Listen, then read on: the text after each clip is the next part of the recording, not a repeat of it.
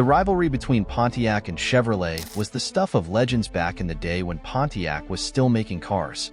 While Pontiac was part of the GM family, it was positioned as the cool, fast, and fun sibling. If Pontiac was the Jaeger bomb, Chevy was the Coors Light. But despite Pontiac's spirited nature, Chevrolet had one unbreakable rule: nothing under the GM umbrella could outshine their prized Corvette. Pontiac, the original creators of the muscle car, wasn't exactly thrilled about that rule. They constantly pushed the limits with their Trans Ams.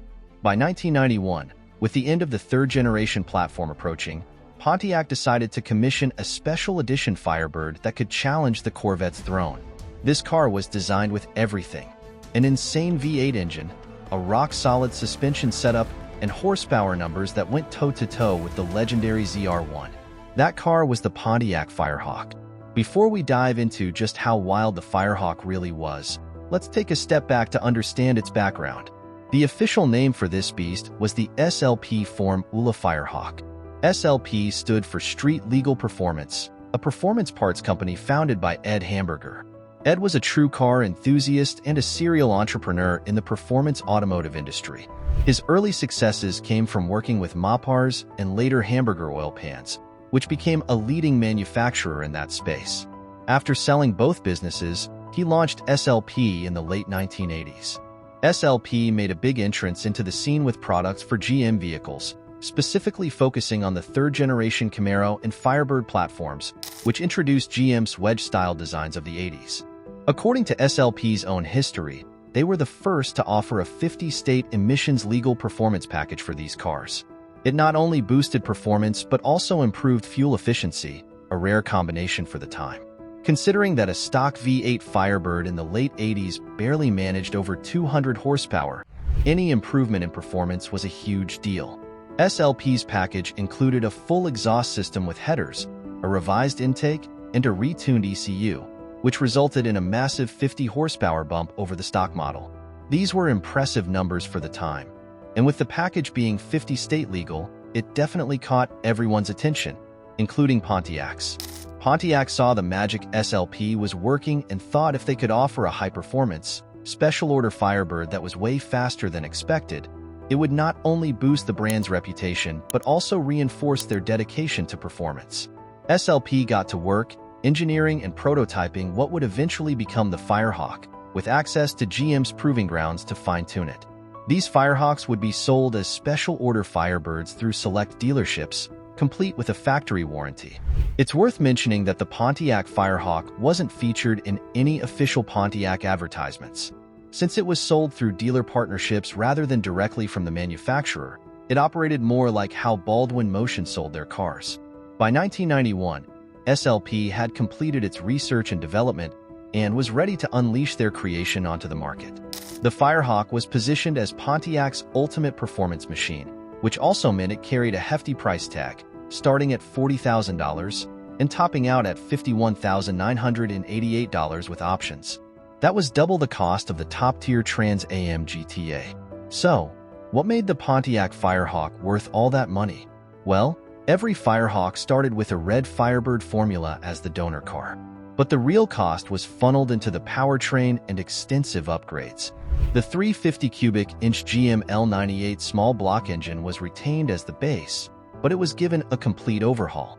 This included ported heads, lightweight pistons, a forged crankshaft, new connecting rods, an upgraded intake, and a free-flowing exhaust system.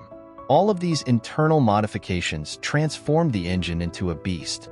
While the stock L98 would have made around 235 horsepower, the Firehawk churned out a monstrous 360 horsepower and nearly 400 lb-ft of torque. The Firehawk's upgrades didn't stop at the engine. The sluggish automatic transmission typically found behind the 350 Firebird was replaced with a 6-speed manual borrowed from the C4 Corvette. The fact that you couldn't even get a factory third-gen Firebird with a manual 350, let alone a 6-speed, made this a significant upgrade. The car also came with an aluminum driveshaft, a Dana 44 rear end, and reinforced axles to handle the brutal power from the SLP-built engine. Weighing in at around 3,400 pounds, the Firehawk boasted impressive numbers.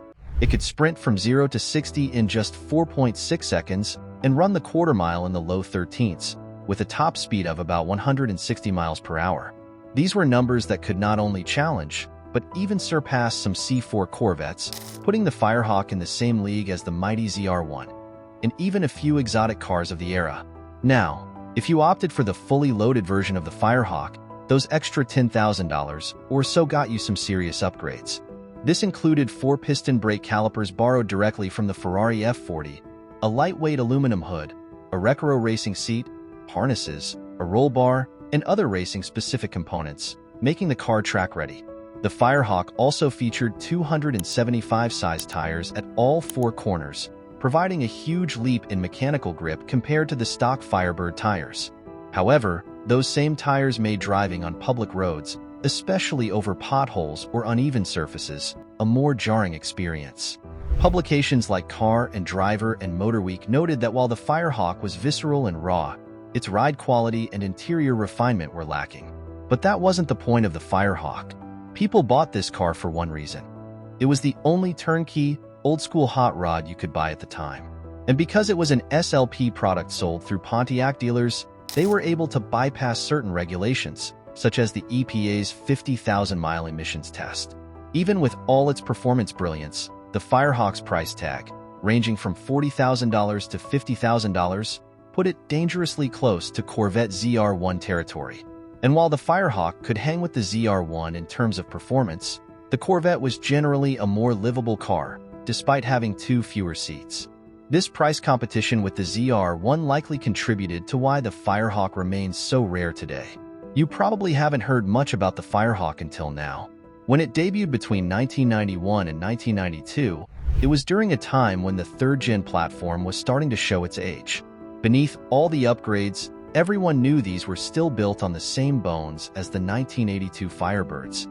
And no matter what Pontiac did, that aging platform translated to poor sales across the Firebird lineup.